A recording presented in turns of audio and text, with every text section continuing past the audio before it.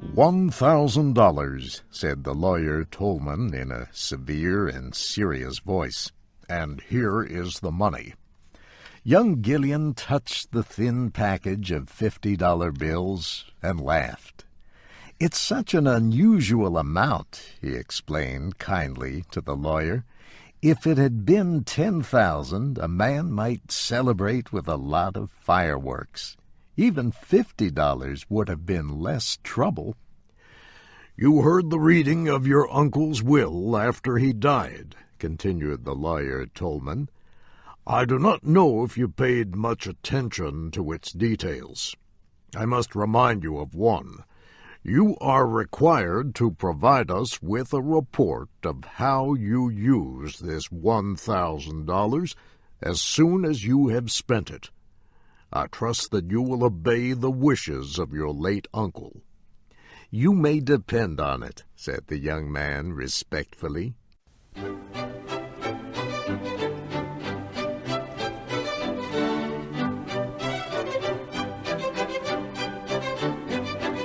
Gillian went to his club. He searched for a man he called Old Bryson.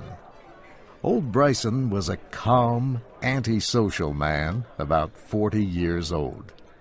He was in a corner reading a book.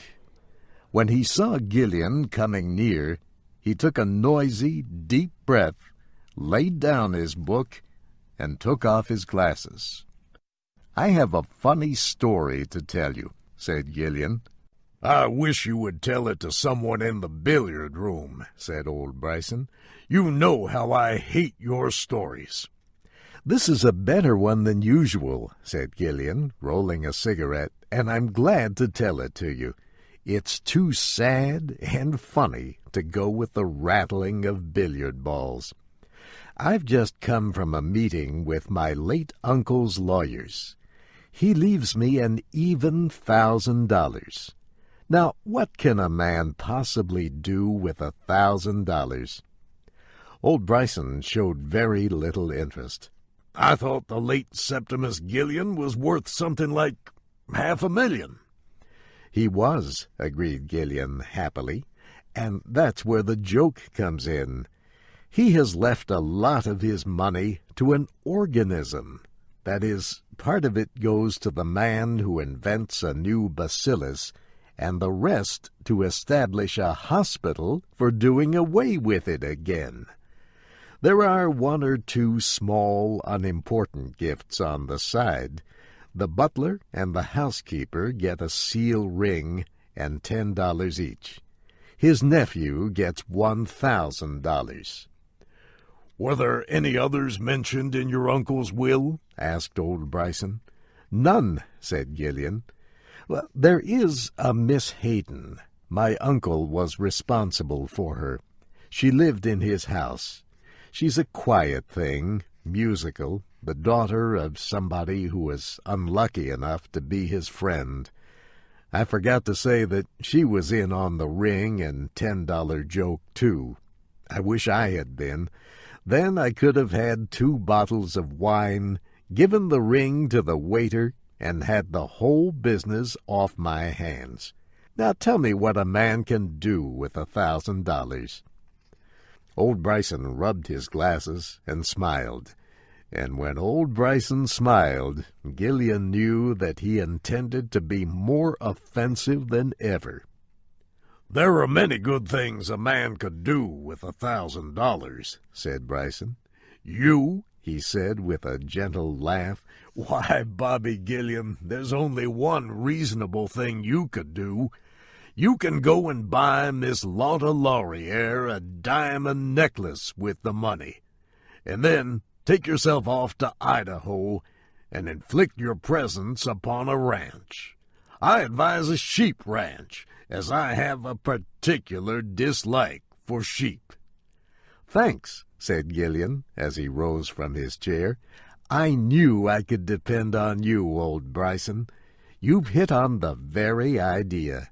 I wanted to spend the money on one thing, because I have to turn in a report for it, and I hate itemizing.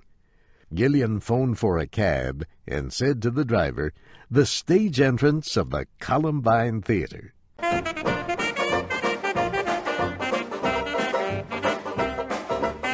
The theater was crowded.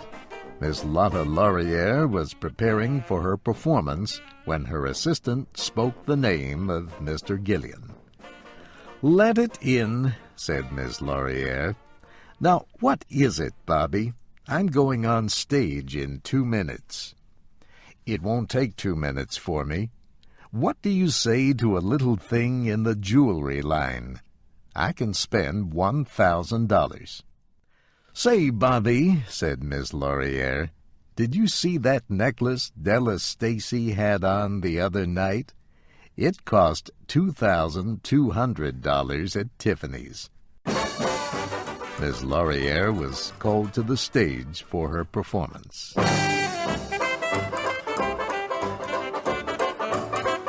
Gillian slowly walked out to where his cab was waiting. "What would you do with $1,000 if you had it?" he asked the driver. "Open a drinking place," said the driver quickly. "I know a place I could take money in with both hands. I've got it worked out, if you were thinking of putting up the money." "Oh, no," said Gillian. "I was just wondering." 8 blocks down Broadway, Gillian got out of the cab. A blind man sat on the sidewalk selling pencils. Gillian went out and stood in front of him. "Excuse me, but would you mind telling me what you would do if you had $1,000? asked Gillian. The blind man took a small book from his coat pocket and held it out. Gillian opened it and saw that it was a bank deposit book. It showed that the blind man had a balance of $1,785 in his bank account. Gillian returned the bank book and got back into the cab. "I forgot something," he said. "You may drive to the law offices of Tolman and Sharp."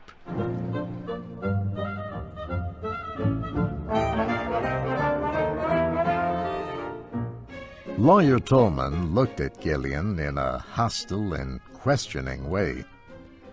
"I beg your pardon," said Gillian cheerfully, "but was Miss Hayden left anything by my uncle's will in addition to the ring and the $10? "Nothing," said Mr. Tolman. "I thank you very much, sir," said Gillian, and went to his cab.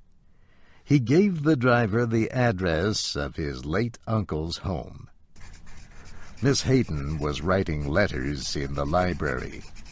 The small, thin woman wore black clothes, but you would have noticed her eyes. Gillian entered the room as if the world were unimportant. "I have just come from old Tolman's," he explained. "They have been going over the papers down there. They found Gillian searched his memory for a legal term. "They found an amendment or a postscript or something to the will. It seemed that my uncle had second thoughts and willed you $1,000. Tolman asked me to bring you the money. Here it is." Gillian laid the money beside her hand on the desk. Miss Hayden turned white. "Oh," she said, and again, "Oh." Gillian half turned and looked out the window. In a low voice he said, "I suppose, of course, that you know I love you." "I am sorry," said Miss Hayden as she picked up her money. "There is no use?" asked Gillian, almost light-heartedly. "I am sorry," she said again. "May I write a note?" asked Gillian with a smile. Miss Hayden supplied him with paper and pen, and then went back to her writing table. Gillian wrote a report of how he spent the $1,000. paid by Robert Gillian $1,000 on account of the eternal happiness owed by heaven to the best and dearest woman on earth. Gillian put the note into an envelope. He bowed to Miss Hayden and left. His cab stopped again at the offices of Tolman and Sharp. "I have spent the $1,000, he said cheerfully to Tolman, "and I have come to present a report of it as I agreed." He threw a white envelope on the lawyer's table. Without touching the envelope, Mr. Tolman went to a door and called his partner, Sharp. Together they searched for something in a large safe. They brought out a big envelope sealed with wax. As they opened the envelope, they shook their heads together over its contents. Then Tolman became the spokesman.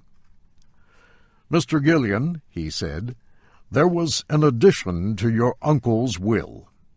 It was given to us privately, with instructions that it not be opened until you had provided us with a full report of your handling of the $1,000 received in the will.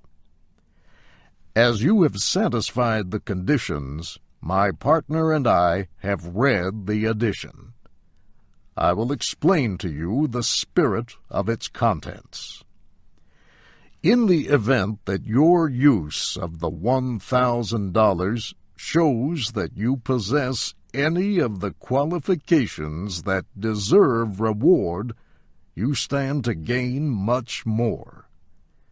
If your disposal of the money in question has been sensible, wise, or unselfish, it is in our power to give you bonds to the value of $50,000.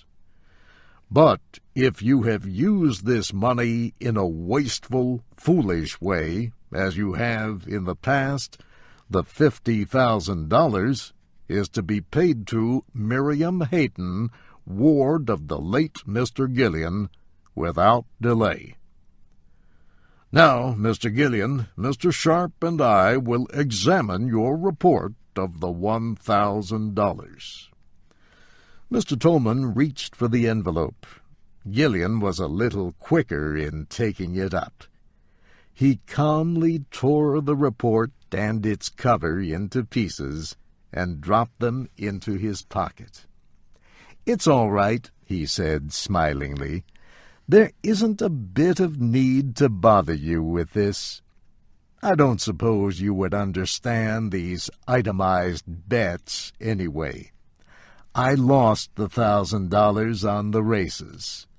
Good day to you, gentlemen."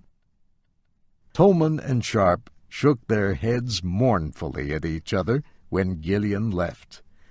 They heard him whistling happily in the hallway as he waited for the elevator.